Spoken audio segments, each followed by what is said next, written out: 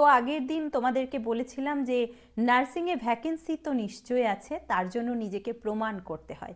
আজকে তোমাদেরকে বলবো তোমরা নার্সিং নিয়ে পড়াশোনা করার পর কোন কোন জায়গাগুলোতে নিজেদেরকে প্রমাণ করার জায়গা হিসাবে নিতে পারো।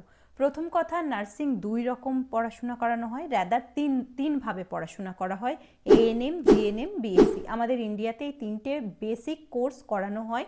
এই কোর্সগুলোর মধ্যে প্রথম যেটা হচ্ছে এএনএম। এএনএম কিন্তু 2 বছরের কোর্স, এবং সেটা পাস আউট হওয়ার পর কিন্তু তোমরা যে আমাদের সুস্বাস্থ্য কেন্দ্রগুলো আছে সেই সুস্বাস্থ্য কেন্দ্রগুলোতে তোমরা যে গোলাপি রঙের ড্রেস পরা দিদিমণিদের দেখো, মানে আমি এটা মজা করে বললাম, হেলথ ফিমেল যে মানে হেলথ ওয়ার্কার ফিমেল যেটা হয়, সেই পোস্টে কিন্তু তোমরা প্রিভেনশন মোটিভে কাজ করতে পারো। মানে প্রিভেন্টিভ কেয়ারের জন্য এএনএমরা মেনলি কাজ করেন।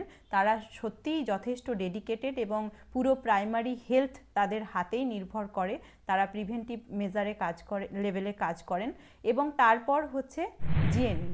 জিএনএম কিন্তু একটা 3 বছরের কোর্স, এবং এইটা একটা ডিপ্লোমা কোর্স। এই কোর্স করার পর কিন্তু তোমরা হসপিটালে as a staff nurse grade 2তে জয়েন করতে পারো, বা নার্সিং অফিসার হিসাবে তোমরা সেন্ট্রালের যে কোনো পরীক্ষায় বসতে পারো, তাতেও জয়েন করতে পারো। কিন্তু সেক্ষেত্রে তোমাদের 2 ইয়ার একটা এক্সপিরিয়েন্স লাগবে 50 or more বেডেড হসপিটালে, যেহেতু তোমাদের জিএনএম করা আছে। এছাড়াও তোমরা এখন বর্তমানে নিউ পোস্ট সিএইচও হিসাবেও অ্যাপ্লাই করতে পারো। সেক্ষেত্রেও তোমাদেরকে একটা 6 মাসের diploma course after CHO selection করানো হবে। বিপিসি যে ব্রিজ কোর্সটা ছিল সেটা করানো হবে। আর তাছাড়াও তোমরা বিভিন্ন প্রাইভেট সেক্টরগুলোতে, প্রাইভেট হসপিটালগুলোতে কিন্তু জয়েন করতে পারো। এরপর আছে বিএসসি নার্সিং, যেটা হচ্ছে একটা আন্ডার গ্র্যাজুয়েট কোর্স, এবং এটা 4 বছর ধরে পড়ানো হয়।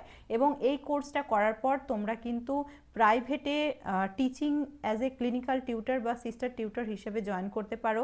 তাছাড়া তোমরা সিএইচও হিসেবে জয়েন করতে পারো, নার্সিং অফিসার হিসেবে সেন্ট্রালের যে কোনো পরীক্ষাতে উইদাউট এক্সপিরিয়েন্স বসতে পারো, যেহেতু তোমার বিএসসি নার্সিং করা আছে।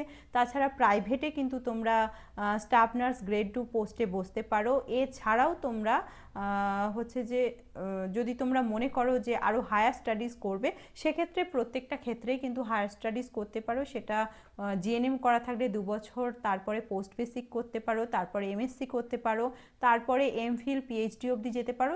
সিমিলারলি বিএসসির ক্ষেত্রেও এমএসসি করতে পারো, তারপরে এমফিল পিএইচডি অবধি করতে পারো। সুতরাং নার্সিংয়ে পড়াশোনার স্কোপও কিন্তু অনেক আছে।